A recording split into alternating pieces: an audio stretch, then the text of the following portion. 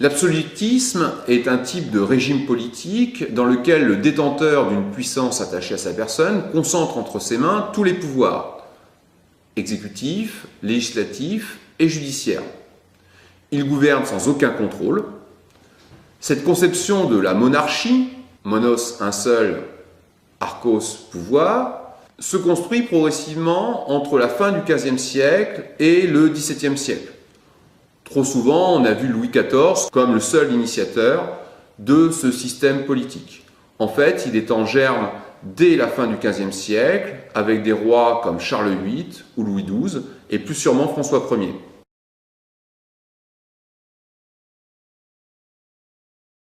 L'établissement d'un premier système centralisé dans lequel le roi affirme sa prédominance a été contesté lors des guerres de religion et l'affaiblissement des derniers Valois.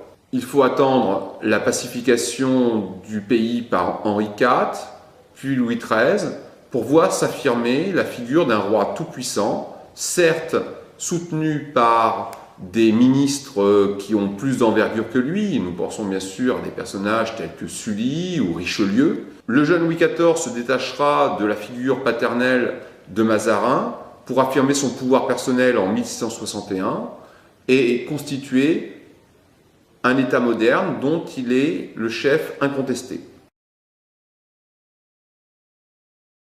La mise en place de l'État centralisé est donc une tentative du pouvoir royal pour échapper à l'influence, à la tutelle des grands féodaux. Il s'appuie sur une administration formée d'hommes nouveaux qui doivent leur carrière non à leur naissance mais à leurs compétences et à leur lien avec le roi. La cour est un moyen de contrôler la noblesse en lui imposant des normes et des règles de vie dictées par le roi, qui désormais fait et défait les carrières. On voit ainsi le prolongement de ce que nous avions vu à l'époque de la Renaissance. C'est désormais le roi qui donne les distinctions et les postes importants. Depuis le décès de Mazarin et la majorité de Louis XIV, le Conseil des ministres se contente de conseiller le roi, mais c'est ce dernier qui prend seul les décisions. La monarchie française est dite de droit divin, ce qui en fait un cas tout à fait particulier. Le roi est sacré à Reims et oint de l'huile de la Sainte Ampoule et du Saint Crème. Ne devant rendre de compte à personne si ce n'est à Dieu, le souverain se soustrait ainsi à bon nombre de critiques. Critiquer le roi, c'est critiquer Dieu, c'est s'attaquer à Dieu. Et donc l'autorité du roi de France est jugée incontestable. Mais derrière cette apparence de toute puissance se cache en fait une grande faiblesse du pouvoir royal. Le roi se doit d'obéir aux lois divines, à la morale catholique, et préserver les intérêts de l'Église. Il doit régner pour l'intérêt général et pour son peuple. Il se veut en effet le père de ses sujets. Il serait notamment doté de pouvoirs thaumaturges, ainsi il peut soigner les maladies de peau, du moins c'est ce que prétend la légende. Ce roi est donc doté d'une aura considérable, mais il doit modérer son autorité car il dépend tout compte fait du bon vouloir de l'Église. Le droit ne s'applique pas de façon uniforme sur le territoire. Les traditions et coutumes soustraient les privilégiés, le clergé et la noblesse, mais aussi les villes ou des corporations à tout ou partie de l'autorité royale, notamment l'autorité fiscale. Ainsi, des provinces disposent de privilèges ou de parlements qui peuvent annuler une décision royale et notamment peuvent conduire à ne pas payer l'impôt. La division du pays en provinces permet donc le maintien d'une autonomie régionale forte.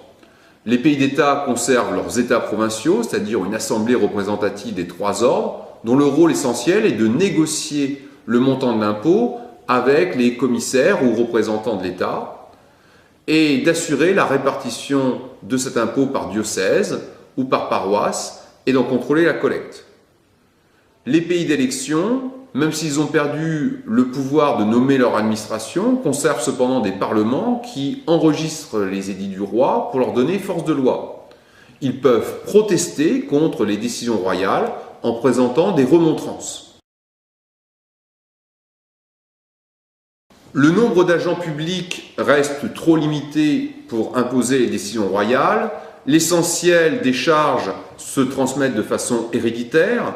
Ainsi, les fermiers généraux, chargés de collecter l'impôt, font peser une pression administrative insoutenable sur la population et ne reversent que des sommes relativement faibles au Trésor royal. La lenteur des moyens de communication affaiblissent la portée des décisions de l'État.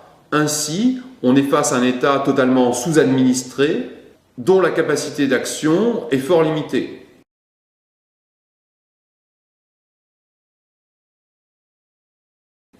Entre la théorie d'un pouvoir royal tout-puissant et une réalité beaucoup plus nuancée, on voit que le système d'Ancien Régime est tout compte fait à la croisée des chemins entre un système féodal qui n'a pas totalement détruit et la mise en place d'un État centralisé qui fait peser sur les populations un poids considérable, notamment en matière fiscale.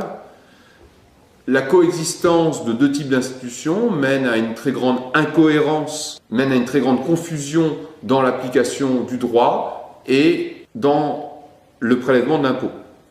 On est face donc à un État relativement inefficace et dont l'autorité est largement contestée.